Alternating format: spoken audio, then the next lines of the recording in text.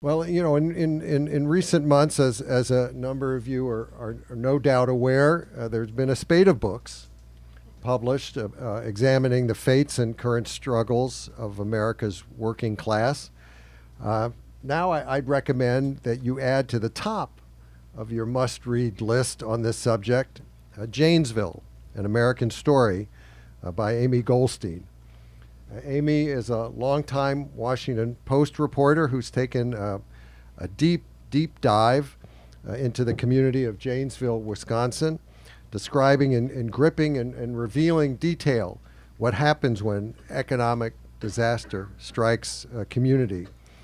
In the case of Janesville, it was the closing in late 2008 of what had been the oldest operating General Motors plant in the country, a factory that had started turning out tractors in 1919 and then Chevrolets in 1923. Union workers there were earning $28 an hour with some very good benefits. Then all that stopped, and Amy recounts the many ripple effects that ensued, effects on other businesses, on family lives, and on relationships.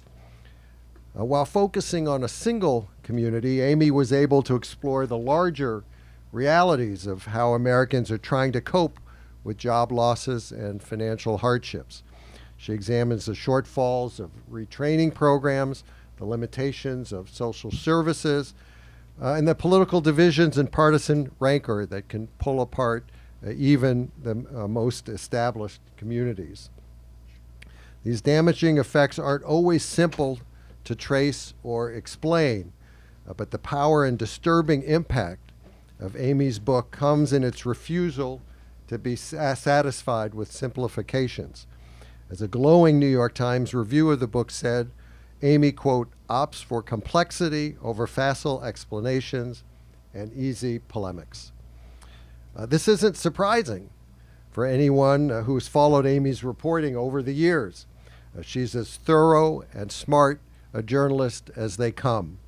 My wife, who was the Maryland editor at the Washington Post in the mid-1980s, was the one who hired Amy 30 years ago and remembers interviewing her for the job. She says Amy asked lots of questions, so many, in fact, that it wasn't clear who was interviewing whom. Amy went on to spend her first decade at the paper covering local education and regional health care. She then moved to the national staff to write about health policy. During the first term of George W. Bush, she covered the White House, focusing on domestic issues. She was part of the team of Post reporters that won the 2002 Pulitzer Prize for National Reporting for coverage of the 9/11 attacks and the government's response to them. In more recent years, she has written extensively about social policy, and in recent days, she's been covering the healthcare debate or debacle or whatever you want to call it. So while she'd much rather talk about Janesville tonight, she understands this is Washington, and she's very willing to take some questions on what's been happening in the last few hours on the Hill and where we go from here with healthcare. And with that, please join me in welcoming Amy Goldstein.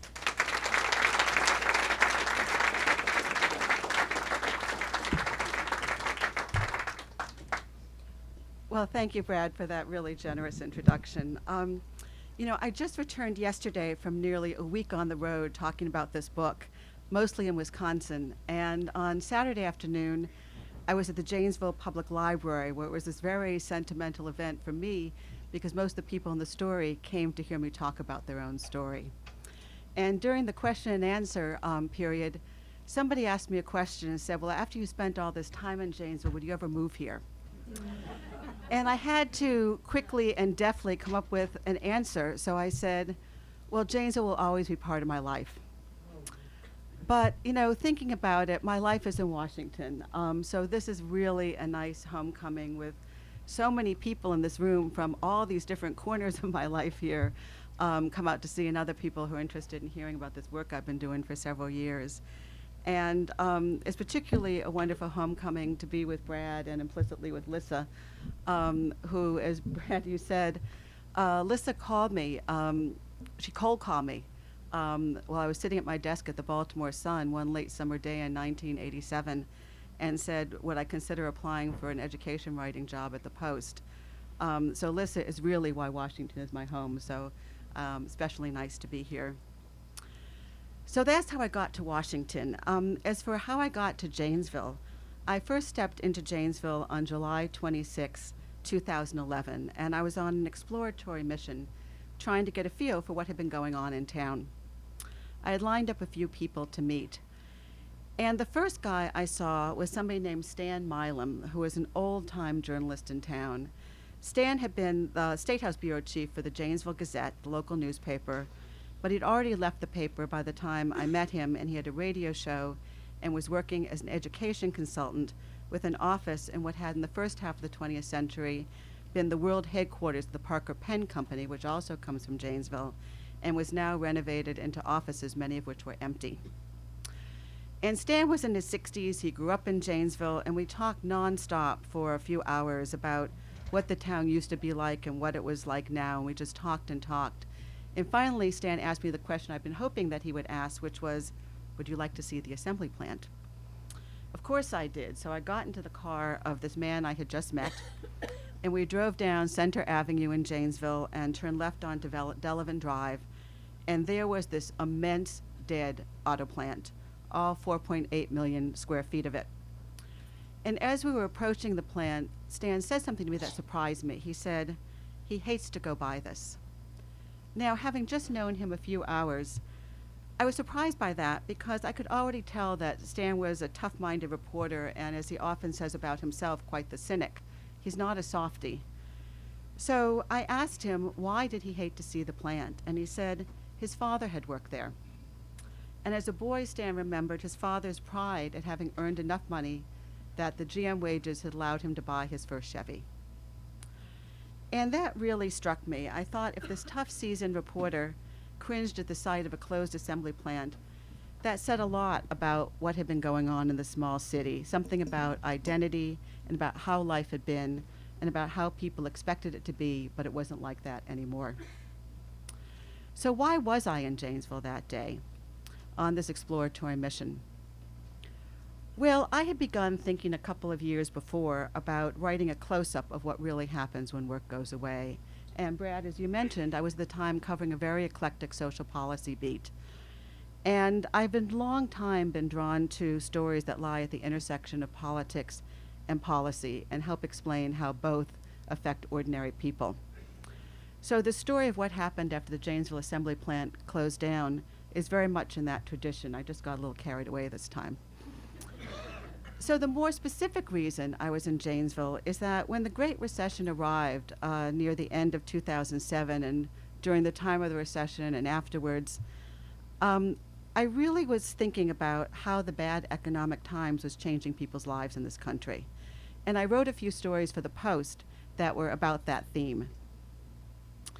And I was watching other people's writing, which I noticed tended to fall in two camps. There were stories about the bad economy and about the government's economic policies, about the stimulus package and political fighting over whether or not the policies were doing any good, whether they were helping or not helping.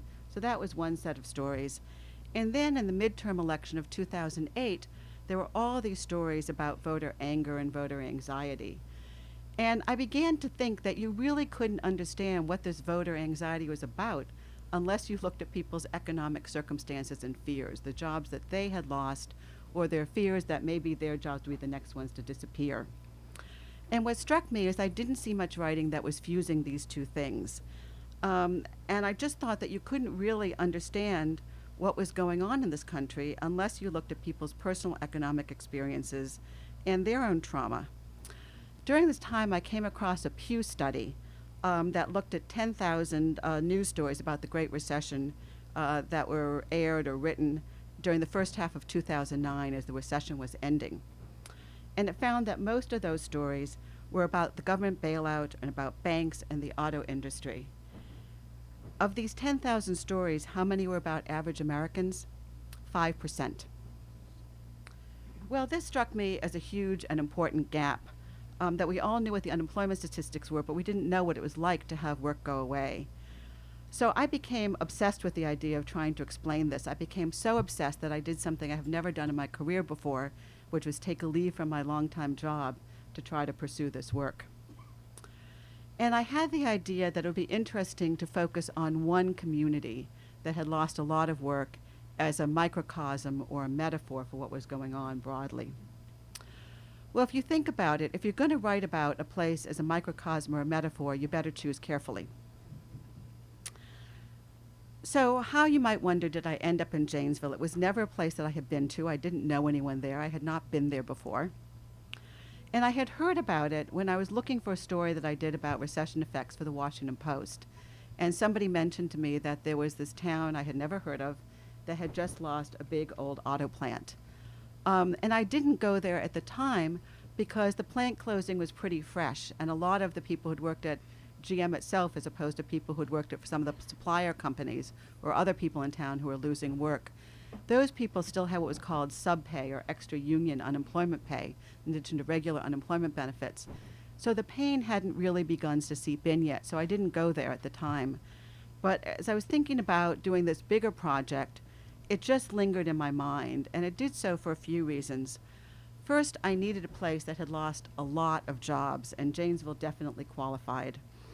There are different figures you can find, but if you look at the statistics from the Bureau of Labor Statistics, about 9,000 jobs disappeared in 2008 from Rock County, which is the county in which Janesville is the county seat. The unemployment rate shot up from 5.4% in June of 2008, before these jobs began to go away, to over 13% by the next March. Definitely qualified in the job loss department. Beyond that, I thought it would be important to tell the story of what this Great Recession had done. So I wanted a place that had never been part of the Rust Belt before. So I wouldn't be writing, in effect, about sort of an accumulation of economic decay, but just about what this bad time had produced.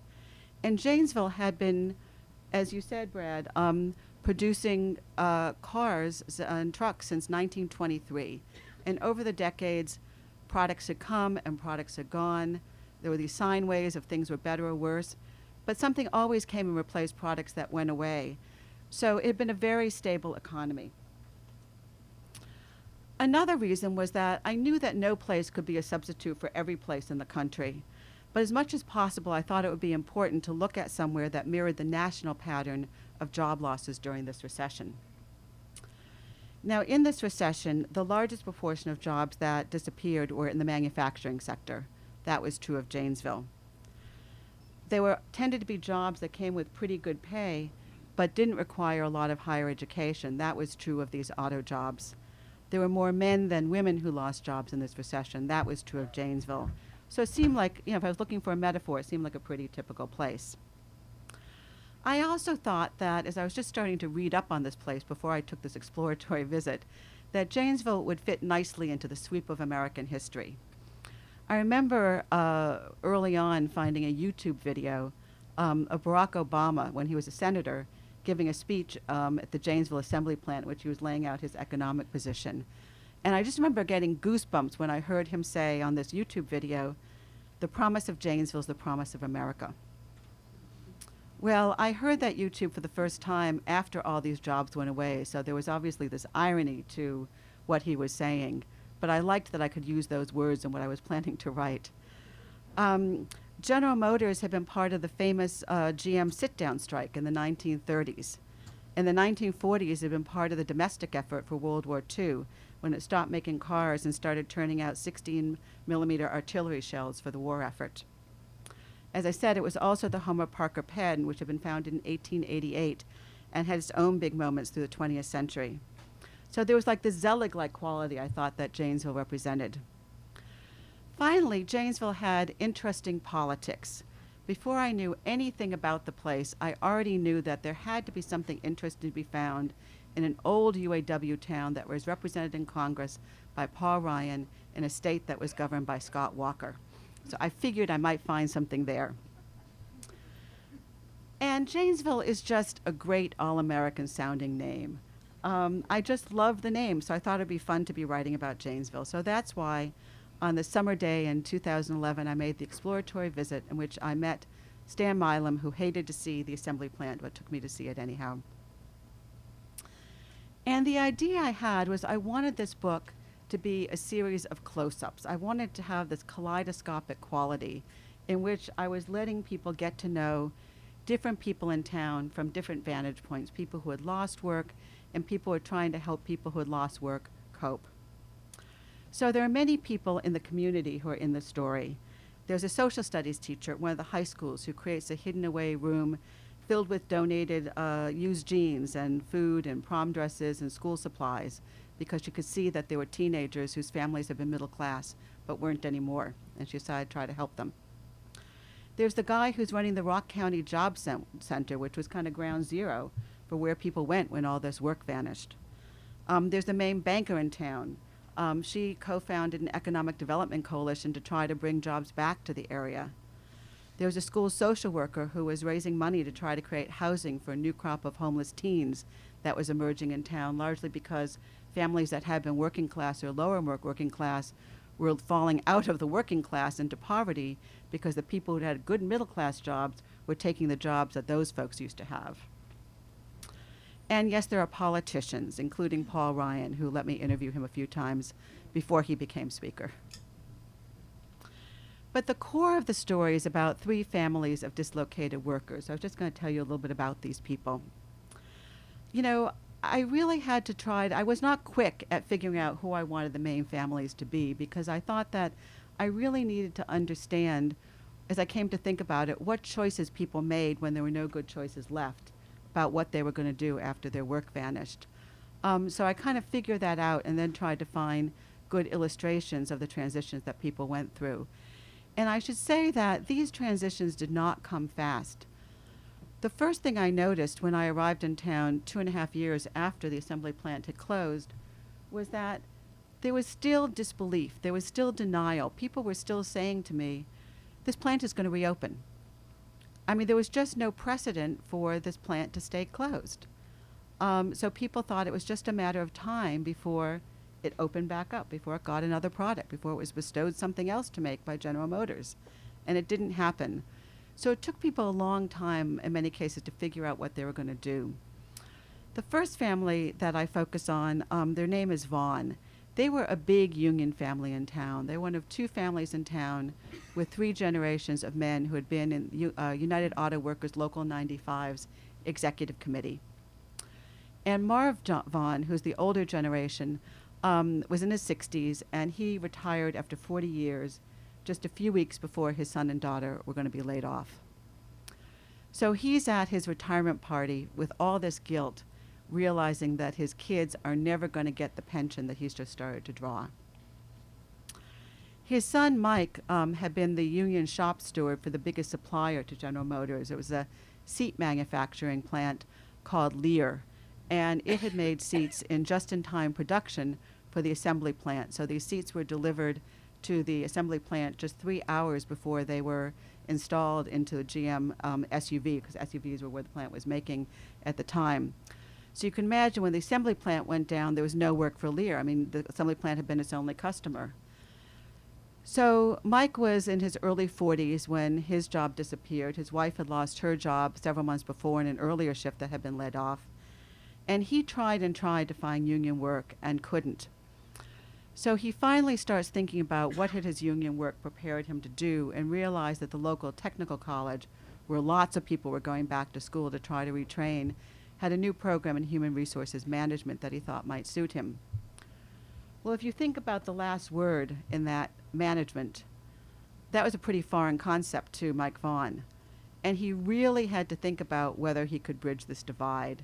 And he finally came to think that if he could help people from the union side, he could probably help workers from the management side. But there's a scene in the story in which Mike has to break the news to his dad and is worried how his father's going to react.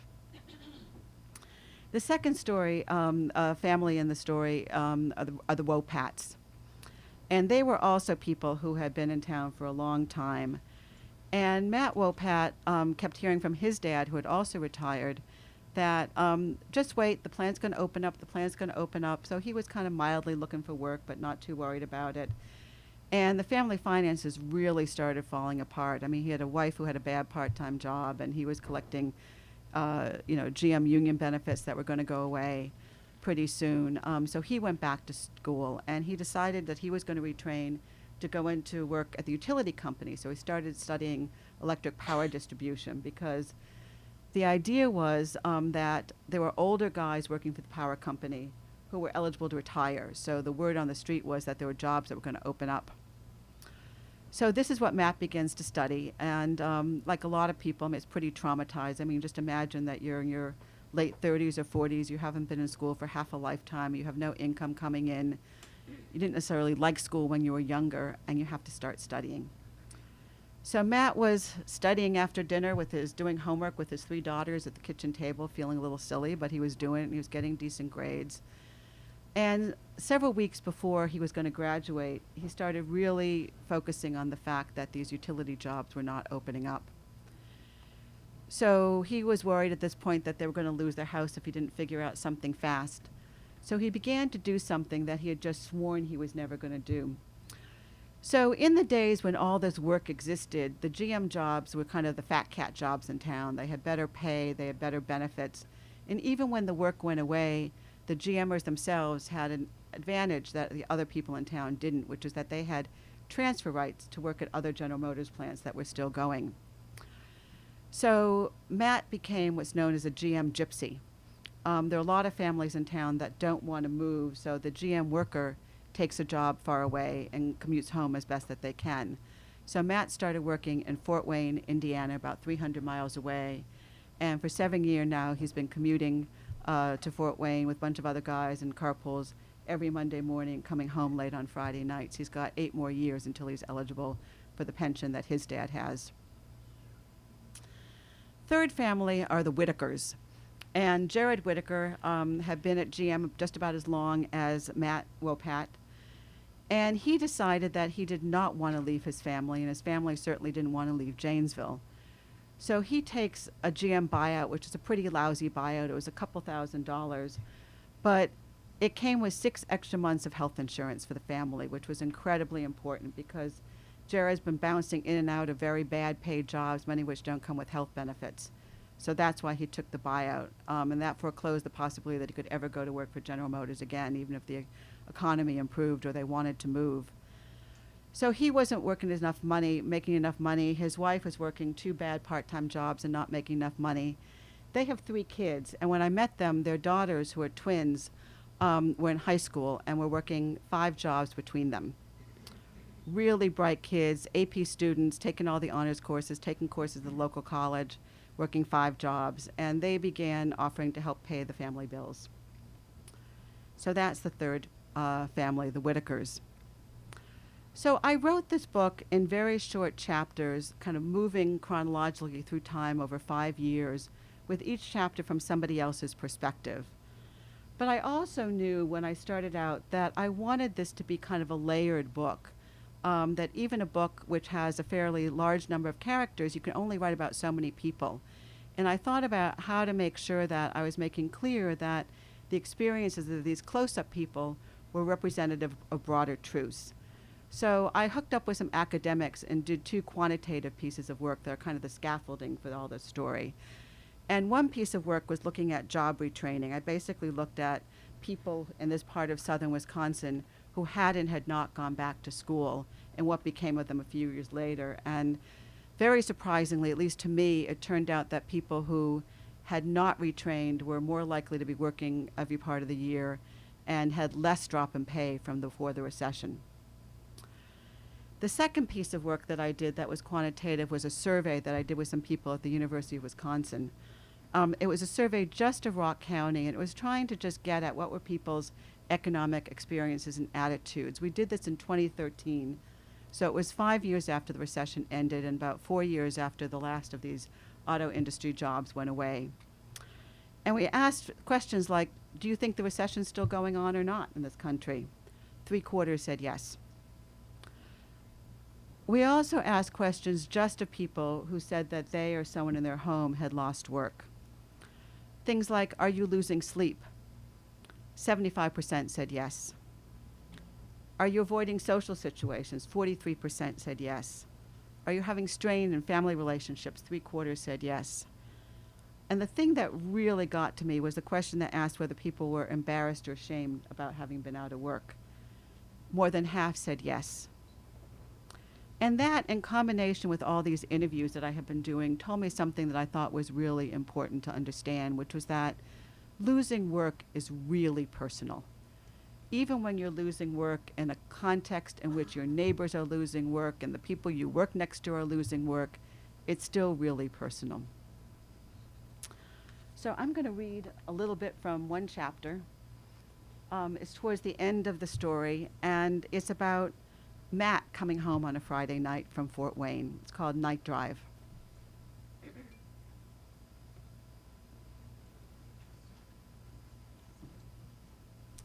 "Come on, get the hell out of here," a guy shouts as he bursts out the door and speed walks across the terracotta-tiled lobby, barely slowing to slide his ID card through the punch clock. Friday night at the Fort Wayne assembly plant, the end of the work week, the end of second shift, a 9-hour shift today with a lucky hour's overtime. So that's 11:45 p.m. as this guy is shouting, one guy among 1,100 GMers, pouring off the factory floor to start their weekends. Amid this horde, Matt Wopat reaches the lobby at 11:47 p.m. wearing a knit cap, a backpack slung over one shoulder. He is not running, but he too is walking very, very fast, a Friday night ritual. He reaches the chilly night air, and a coworker wishes him a safe drive tonight. He stops for an instant at the 97 Saturn, which he parks in the same part of the vast lot every Friday, in the middle row under the street lamp, so he won't have to think about where he's left his car when he returns on Monday. He pulls his duffel from the trunk and continues walking very, very fast over to a nearby 2003 Grand Prix already idling. In the driver's seat is Chris Aldrich, and the back seat, his coat scrunched up between him and the door, is Paul Sheridan. Janesville GM gypsies both. Chris pops the trunk for Matt to toss the duffel inside and slam the trunk shut before he gets in the passenger side. Matt's door barely closed when Chris guns the engine and roars off. 280 miles to go. 4 hours and 30 minutes speeding just a little, where they're pretty sure they will not get caught. Matt pulls out his phone, calls Darcy to tell her they are leaving, same as he does every week. When Chris guns the engine, it's 11:54 p.m. in Fort Wayne, except that Matt is not the only one who stays on Janesville time, so the dashboard clock on the Grand Prix says 10:54. Chris started working at Fort Wayne on August 17, 2009, 7 months before Matt. Chris will never forget that day, his wife and kids along to help him move, except that he doesn't like to say that he moved, so he says he stays in Fort Wayne. Anyhow, his family left on Monday morning when he went to the plant for orientation, which was during first shift, so that he was back in his new apartment by 3:30 that afternoon, and he sat on a chair from a cheap dinette set they'd just gotten, staring at a wall. His wife and kids already back in Janesville, one of the worst feelings of his life. That was 3.5 years ago. The Grand Prix had 47,000 miles on it. Now it has 134,407. On this night, they are not yet 10 minutes from the plant, about to turn onto Route 114, when Matt says in his quiet way, "This is my 3-year anniversary." Chris doesn't miss a beat. "We aren't going to celebrate that," he shoots back. Matt already texted Darcy before going to work, "Happy anniversary to me, 3 years." And the reply came back, "Has it been 3 years? Seems a lot longer." Darcy had added a sad-faced emoticon. 3 years, even with GM vacations factored in, is a lot of Fridays hurtling through the night to get home. This week it snowed 10 inches in Fort Wayne, but then it thawed and today was sunny. Tonight is clear, so the stars are bright on the drive through the Indiana farmland, so much flatter than Wisconsin's. "Think we'll get lucky and get a double raccoon tonight?" Chris asks. Last summer, on the stretch of 114, with exquisite timing, one raccoon ran into the road from the right and another from the left, and the Grand Prix struck them both, one with a front tire and one with the rear. You don't get that every week. But they do get the house alongside the road, whose occupants have a flair for decorating. Tonight it's lit up like Christmas, but in green and gold with shamrocks for St. Patrick's Day coming up. US 30 gives them the chance in the summer to try to guess what's playing at the drive-in movie theater just off the road. Not Chris, whoever's turn it is to drive, but the passengers craning their necks to get a quick peek at the screen at an angle. And one time they drove through a giant thunderstorm with lightning bolts that along this flat land of long views they could see shooting straight down into the fields. No matter the season, there's always the Bourbon Bible Church with its weird, larger-than-life David and Goliath diorama that you can see as you drive by. Matt's phone rings. It's Bria, his youngest, calling past her bedtime. In Indiana, he says, about 3 hours probably. Okay, sweetie, I'll let you go. Love you too. And now they are in Valparaiso, where they stop as always at the truck stop called the Pilot Travel Center. Some of the Janesville gypsies wait until the next fast food stop, the one just before the Illinois line. But Chris and Paul and Matt like this one for its good snacks and multiple bathrooms. Then it is north onto Highway 49 and west onto the toll road. You're going under the speed limit, says Paul, who's mostly been sleeping curled up against his coat. Fuck you, Chris says. You want the tire to wobble off? You know how to change a tire, Paul says. Matt jumps in. You're doing a good job, Chris. Thanks, Chris says. You are very supportive. And now they are whizzing by Gary with what remains of its steel mills on the right. Light sparkling, gray smoke plumes dissolving into the sky, a flicker of flames. Gary was known as Magic City when U.S. Steel arrived in 1906 to build the mills on Lake Michigan's southern shore. Now its population of 78,000 is less than half of what it was in its heyday of 1960. 4 of the 10 people left are living in poverty. Gary is a perfect specimen of what the Rust Belt looks like and what Janesville is striving not to become. Chris drives on. It is almost 1:30 a.m. Janesville time when the Grand Prix glides through a toll booth with an easy pass and enters Illinois, the Skyway, and then the Dan Ryan Expressway, which gets clogged even with its 14 lanes. The Dan Ryan is easy to cruise along tonight because with the extra hour at the plant, the overtime, they are later than usual, and most of the city of big shoulders, as Carl Sandburg christened it for the toil of piling job on job, is asleep. The downtown skyline comes into view. Just north of Chicago, a red car passes with 4 guys inside. Tom is driving, Chris notes. Almost looks like a Leary and back. More Janesville gypsies. Matt dozes off for a few moments, joining Paul in his slumber. Chris doesn't like the silence. You are supposed to be doing color commentaries, he teases Matt when he wakes up. Good thing Matt is awake when, a little after 2 a.m., a text arrives on his phone. It's from yet another car filled with Janesville gypsies. Up ahead. Mile marker 28 or so, cop in the median. Chris slows. 9 miles later, Matt spots the cop. No likey tickets, Chris says. Can't afford to. The one time Matt got pulled over, the summer before last, he told the officer the truth, that he works in the Fort Wayne during the week and was driving home, and he guessed he was just a little bit excited to get there and see his family. The cop said he could understand and let Matt off. They passed the Belvedere Chrysler plant, the one that wasn't hiring when the assembly plant shut down. When they get to Rockford, Chris says, the home stretch. We'll have Paul in his driveway in 20 minutes. Holy shit, we're nearly home, Matt says. Paul continues his gentle snores. And at this hour, 2:41 a.m. Janesville time, Chris gets philosophical about spending his work weeks in Fort Wayne. Funny how we count time, he says. I count how many Christmases I have to spend there. 3 more Christmases. He's coming up on 27 years since he became a GMer on August 17, 1986, part of a big hiring wave that came right after Janesville survived one of its near-death experiences. When the last day really came, December 23, 2008, Chris was down at the plant shooting video with a digital camera. His anniversary date means that Chris has 3 years and 7 months until he can retire. Matt has 12 years and 7 months. When I retire, Chris says, I don't want to leave you guys there. I want everyone home. Maybe that'll be my business after I retire. I'll become a shuttle guy and bring you guys home. Paul wakes up as the Grand Prix pulls off the interstate at exit 177. Cool your jets, Chris says to Paul. I'll have you home in a heartbeat. It is just after 3 a.m., Janesville time, because this is Janesville, when Chris pulls into Paul's driveway. After dropping him off, Chris drives up Center Avenue, crossing the Rock River, near where the assembly plant still stands silent. Then up Centerway Street and up Milton Avenue to Matt's nice house on the north edge of town that he and Darcy have managed to keep because he is a gypsy. It's a straight shot up through town, but sometimes they go through town different ways, just because it's nice to be home, nice to see Janesville streets.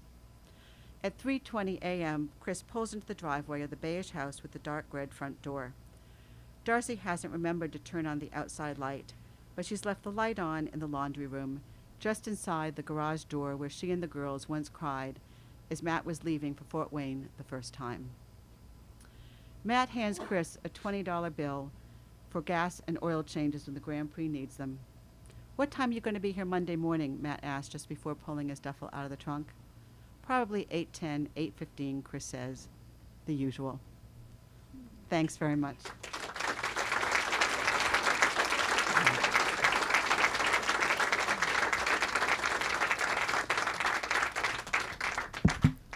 It sounds wonderful. Thank you. You haven't mentioned politics. That's true. Do you think these were Trump voters? Yeah, Were so they Sanders voters before that? Okay, so you can imagine the morning after the election, I woke up and dashed to my computer to see what the vote in Rock County had been. Sure. And it was interesting because in 2012, when I was there on election day, 2012, I mean, this is a Democratic place, right? It's an old Right. UAW town that's kept that identity even after all these union jobs have gone away. So in 2012, 62% of Rock County's voters supported the re-election of Barack Obama. This fall, 52% voted for Hillary Clinton, so it was just Okay. barely Democratic. But it wasn't that there were more Republican votes. It was the Democratic turnout was way down. And why do they vote for Paul Ryan? Well, Paul Ryan's district is one of those gerrymandered places Ah. where the heart of his vote is really in a part of the state that kind of reaches north and a little bit east to a very Republican area. Ah, okay. Thank you. I'm very much looking forward to reading your book, Thank you. but in anticipation of your arrival, I already read ahead a little bit. Okay, that's fair. So, and I was particularly focused on Speaker Ryan. So at the end of the book, you talk about a meeting with the Forward Janesville crew, and Bob Borman, Yes. who runs the Rock County Job Center, had numerous times attempted to have Speaker Ryan come and see the work that they were doing at the Job Center. And as of, I guess it was 2013, Speaker Ryan had thus far not gone to the Job Center to see the work that it was doing with his constituents. Has he ever? To my knowledge, he is not. Did you ever ask him why not? So Paul Ryan is, I'm going to broaden the question. Paul Ryan is a son of Janesville. I mean, he absolutely understood. I mean, the story begins with Paul Ryan standing in his kitchen, getting a call on his cell phone from the then chairman, the CEO of General Motors, giving him a heads up that the next morning there's going to be a public announcement that this plant was going to close. And Ryan immediately starts thinking about all these people he knows who are about to lose their work. So, I mean, he gets this. This is visceral for him. I mean, he went to high school with kids who were at the plant until the plant went away. He also obviously has his own set of ideological views, and he doesn't believe in earmarks. He did vote for the auto bailout, which was something that few conservative Republicans did. So, you know, I don't set out to, you know, praise or damn any of the political figures in the story. That's not my role. I just wanted to show how different people saw it, and Paul sees it from his own vantage point. Thank you. Thank you for your book, and thank you for this presentation. You say Washington has been your home. I've always been very curious, and maybe it's not fair to ask you this. Background, you were clearly ahead of a lot of the media. You were clearly ahead of a lot of the people making decisions in the Democratic Party and in the Republican Party. I've always wondered, but the data have been there for longer than I've often wondered why all these people at the top, supposedly really smart and informed and curious, could not understand the human dimension of what was happening and could be read in these numbers. And maybe you can explain that to me, because I've never been able to get it through my head. Well, I'm going to answer that question in the context of the look I took at job training. Because if you think about the economic policies that Republicans and Democrats espouse, there's not a lot of intersection on those lists.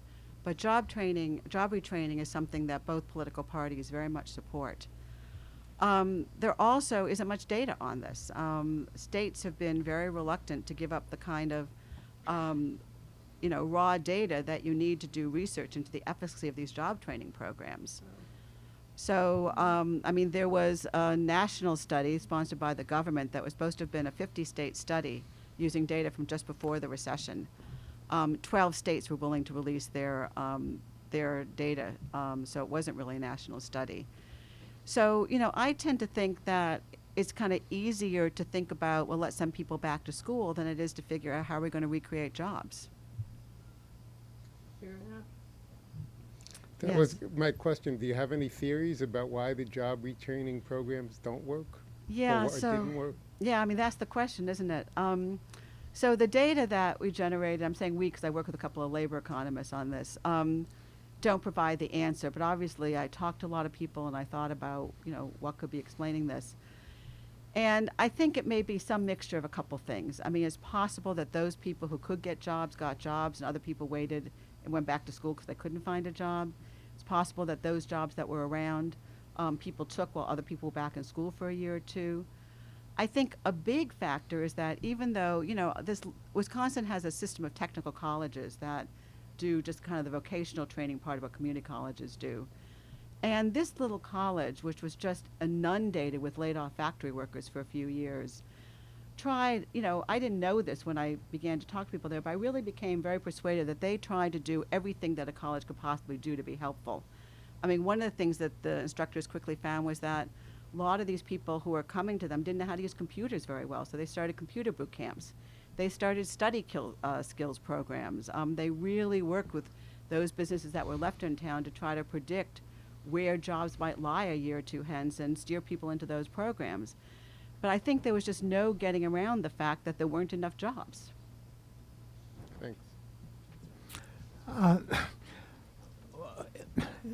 For the workers who were laid off in Zanesville, were they given an option to relocate to other GM plants across the country?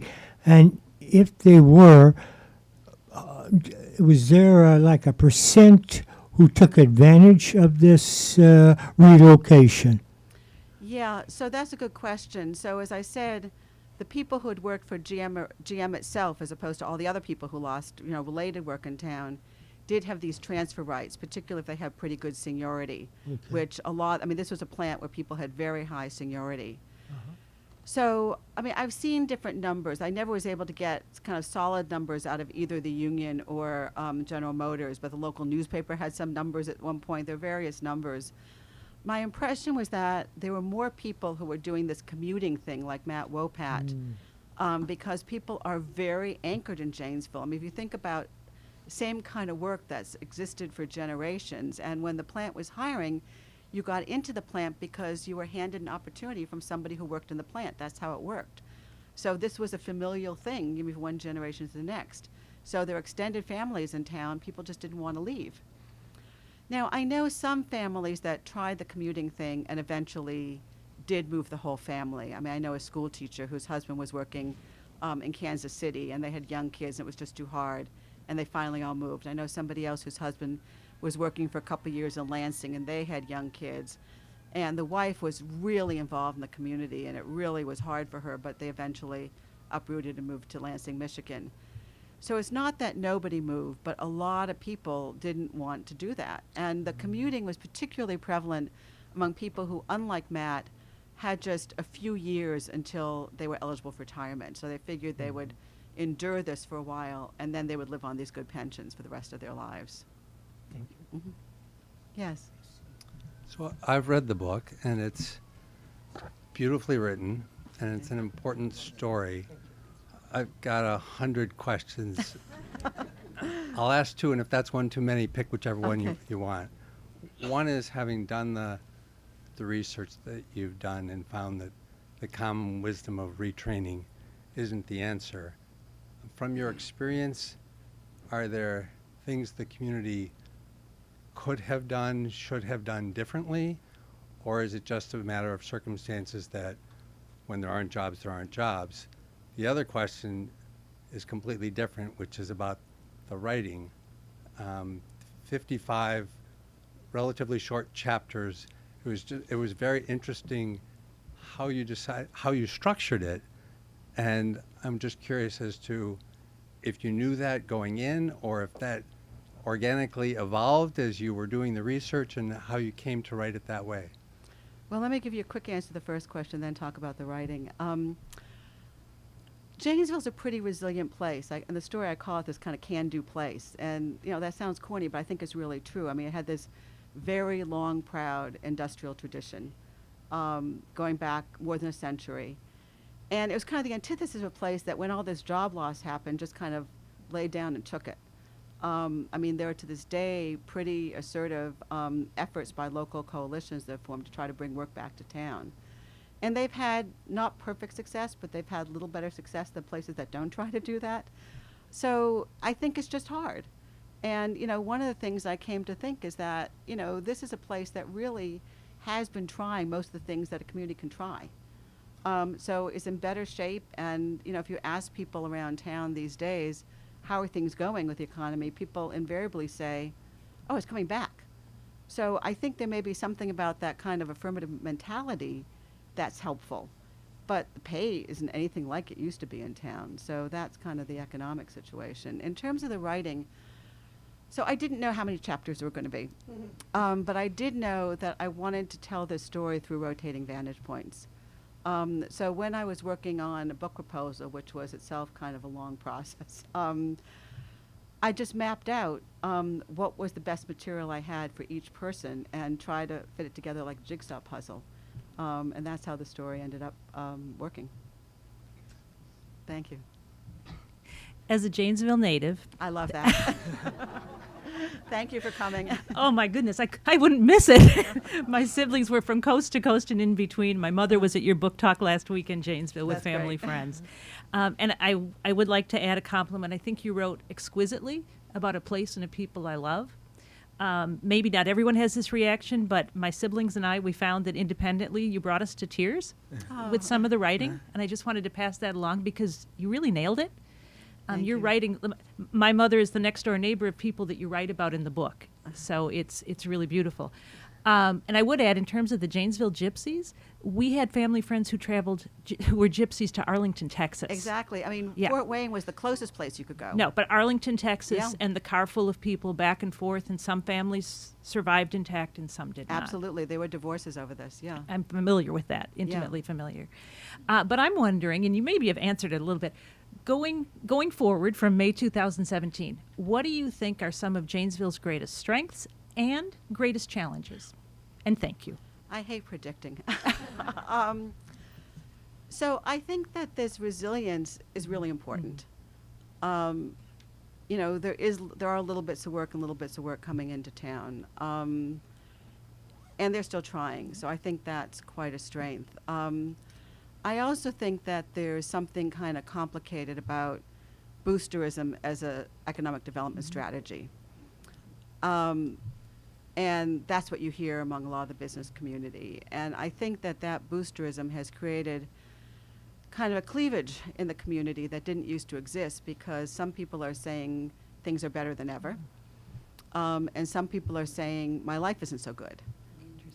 So I think that maybe you could say that's a way that this turned out to be a pretty metaphorical story for what's going on broadly in this country.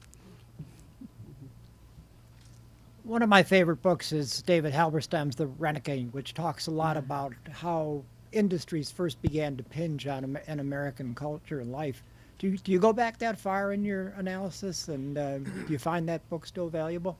Well, I had this very Janesville-centric view of life for several years while I was doing this, and obviously I did a lot of other reading. I thought it was important for this work to really dig into Janesville's industry. So there's some historical stuff about these kind of two iconic local industrialists who created the economy of this town, because I really wanted to understand where this identity came from, where this set of expectations that life was going to be in the future the way it was in the past. So I did a lot of digging into the history archives locally to try to create a sense of what the past had been that gave rise to these expectations. Yes. Hi, thank you so much for speaking tonight. I was wondering, after this past election, a lot of people feel like the Democratic Party is really out of touch with labor in the United States. And I know that the Democratic Party is not, a traditional labor party like, what we see in the UK, for example. Did you feel like that was just an idea that really resonated in, the community there? Did you have any insights there, or I don't know, was this something that came to mind when you were writing the book? Yeah, so I was really interested. I mean, I had not started out ever having covered anything about auto workers or the UAW, but I learned a lot through the lens of this one community. And let me just say a couple things about that. First, there was this really deep tradition in which the UAW was a political force. I mean, they used to, before elections, send out, boots on the ground to get out the vote. And that's lingered to some extent after all these jobs went away. But the Union Hall, which is named after Walter Reuther, the great hero, is really starved for money these days, and they're trying to rent itself out to have enough money to keep the lights on. And let me just sort of give you a microcosm of a microcosm answer. So Janesville has had this annual Labor Fest parade on Labor Day that was run by a combination of unions and businesses in town. The UAW was a huge force in it. So the first Labor Fest that I saw was in 2012. And it comes along Milwaukee Street and turns right on Main Street. I mean, it's this like beautiful little small town, kind of small city parade. And I kept waiting for the UAW unit to march by. And there wasn't one. The only thing I saw were these two guys who said, UAW retirees holding this little banner, and that was it. I found that pretty powerful. Yeah. Thank you. Mm-hmm. Hey, you have just gotten back from Janesville, obviously, from your victory tour. Can you, well deserved, can you talk a little bit about the reactions from the families, the main families? I mean, they go through some difficult things, you have to get into difficult issues, and what their reaction has been, and if there's anyone you haven't heard from that you're waiting to hear from. Yeah, thank you for asking that. So you can imagine I was a little nervous about how people would feel once they read my take on their lives. It's kind of I talked to the main people in the story before the book came out and kind of said to them, there's nothing that I know that I don't know because you told me. But it might look different coming from my perception of you than it feels to you, and you just should be prepared for that. I have not heard from a couple of the business people in the story who I was worried might yell at me because I don't say things are terrible, but I don't buy into the everything's better than ever, vocabulary. I've heard from a lot of the families, and this is going to sound schmaltzy. I'm going to try not to weep about this, but people have said very flattering things, which is just great because, doing this kind of work required people to really trust me, and they didn't know me when this began. And I didn't start asking them the most intimate questions, but, I'd get to know them, I'd visit them, I'd call them up and say, I need to ask you a couple more things. And that went on for years. And as I said, I was at the public library in Janesville on Saturday afternoon on this it was like 45 degrees and pouring, and a lot of people turned out. And Tammy Winokur, one of the women in the book, when I was signing books afterwards, asked whether she could sit next to me. And I love that, Well, I'm also from Janesville as well, born wow. and raised there too. So I wonder if there's anyone else here. But not to get too political, but I was wondering if you could talk about the perception of Paul Ryan from the Janesville lens, because I think there is that dichotomy of, you know, being traditionally Democrat, but then having him fairly conservative. Yeah. So when Ryan was, and I made a decision to call Paul Ryan Paul in the book. You know, I call Scott Walker Walker because he's from outside town, but I figure Paul Ryan is part of the town, so he's just like Paul in the story. So when I talk about him, I'm not quite sure what to call him, but anyhow, I'm going to say Paul Ryan. When he was debating whether or not he was going to become a speaker, in this weird sort of job meets book confluence, I went out to Janesville to write a few stories for the Post about that question, about his relationship with his hometown. And just talked to a lot of people about whether they thought he was going to become a speaker, what they think about him. And what you generally find is that people, you know, sort of there's this Wisconsin niceness culture, I'm sure you're familiar with.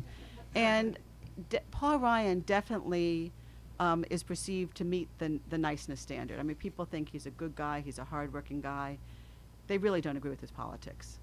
And I mean, Janesville's no more monolithic than any other places, but that's a pretty widespread view that they think he's decent, but they don't agree with him. Thank you. Thank you. It's been really very interesting. I have two questions. One is, what has happened to the population overall of the town over the time? Yeah. And the second one is, what about the women? Yeah, so the population, you would think would be going down. The population is a couple hundred larger than it was when I arrived in 2011. You know, and I've kind of wondered why is this? I think it's partly this attachment. I don't know what's going on. I mean, it's not like there's a big influx of jobs that are a magnet, but the population just has not been shrinking. The number of jobs in the county is actually close to back to what it was before the recession, though the pay is way down. So it's not like people aren't working or can't work, it's just that wages aren't so good. In terms of women, you know, I looked a lot at, in the job retraining data, at whether there were gender differences. There weren't. I mean, it was surprising because, you know, I had thought maybe more women than men would be comfortable going back to school. It was pretty, you know, there was no distinction. I looked to see what the graduation rates were like, whether men or women were doing better.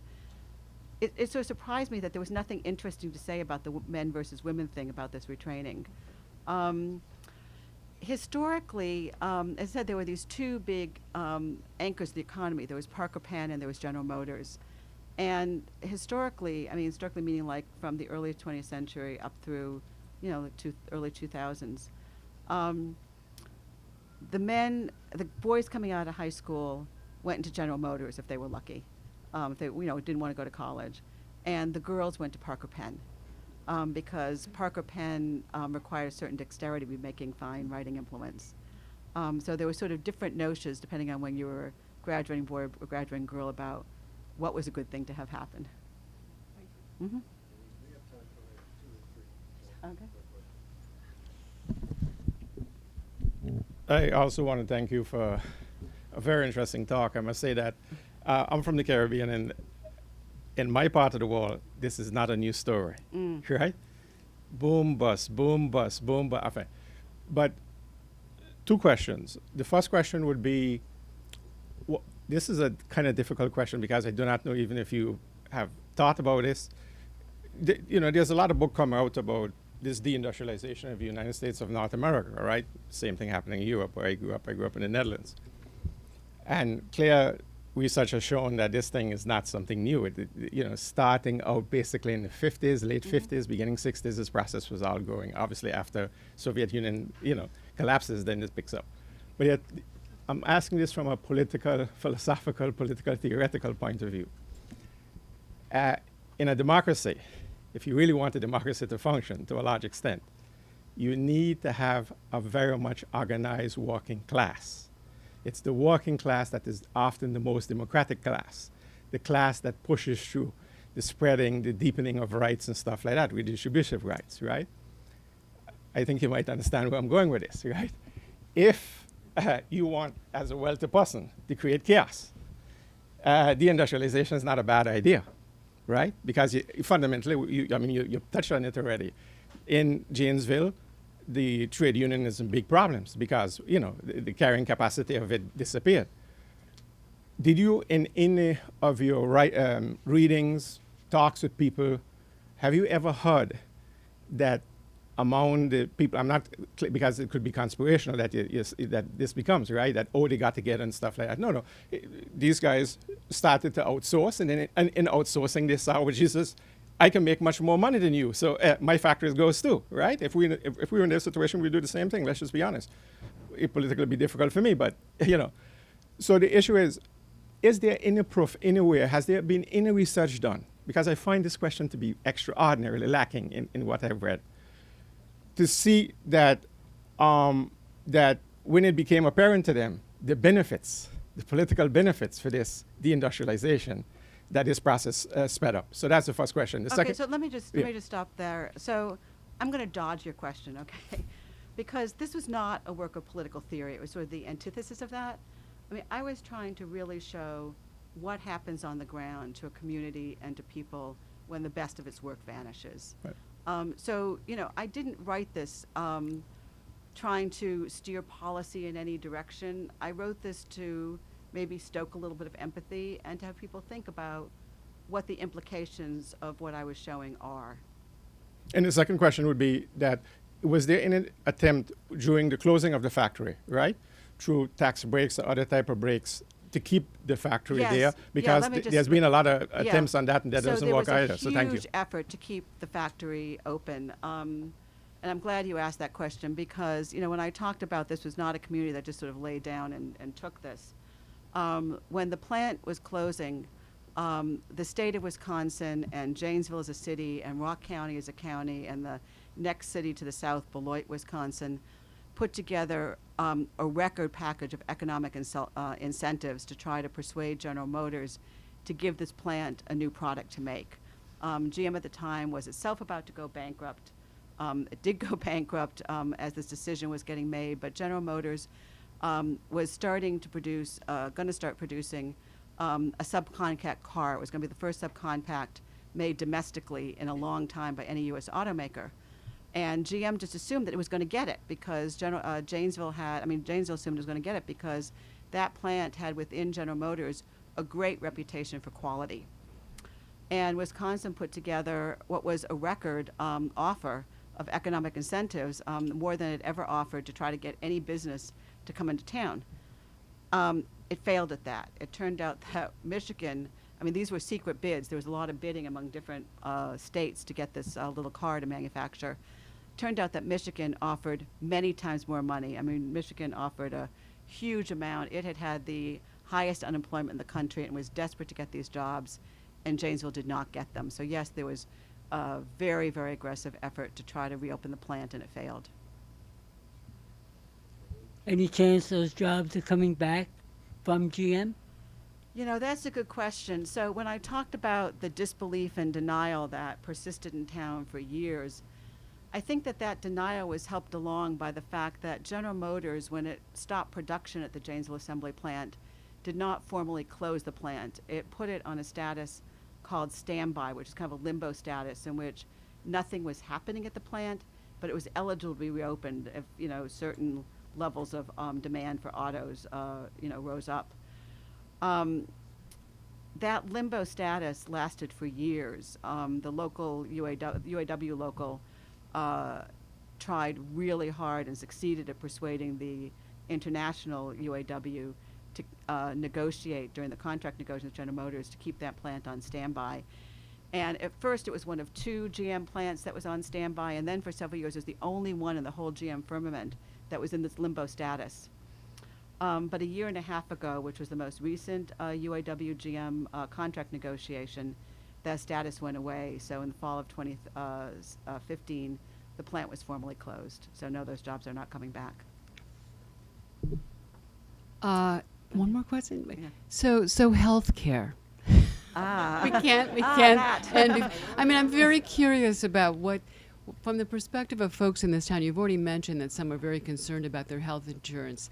How do they view the machinations, the stuff that's going on in terms of the Affordable Care Act, and did it benefit them, prior to this? And anyway, you see where Yeah. I'm going with this. So speaking of confluences between my book and my day job, so I don't focus so much on the Affordable Care Act because the ACA marketplaces started in, providing insurance in 2014, and the there's an epilogue, which is sort of where are things now, but the chronology ends partway through 2013. But, as somebody who's written about healthcare for a long time, I felt like it'd be embarrassing not to have to be a healthcare chapter. So I actually spent a lot of time at the one free clinic in town that's on Milwaukee Street. It's right downtown. And I would just hang out there on early Wednesday afternoons, which is the weekly intake day for new and re-enrolling patients. And I just interview people in line. And I talked a lot to the people who are running that clinic. And like a lot of nonprofits in town, this clinic was holding fundraisers left and right. They were trying really hard, but the resources were outmatched by the rising need in town.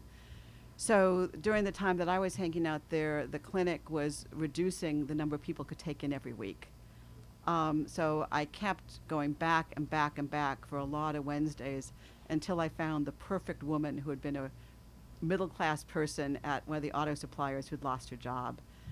So there's a chapter about what happens to her at the clinic, which is not a very happy chapter. Thank you all for coming.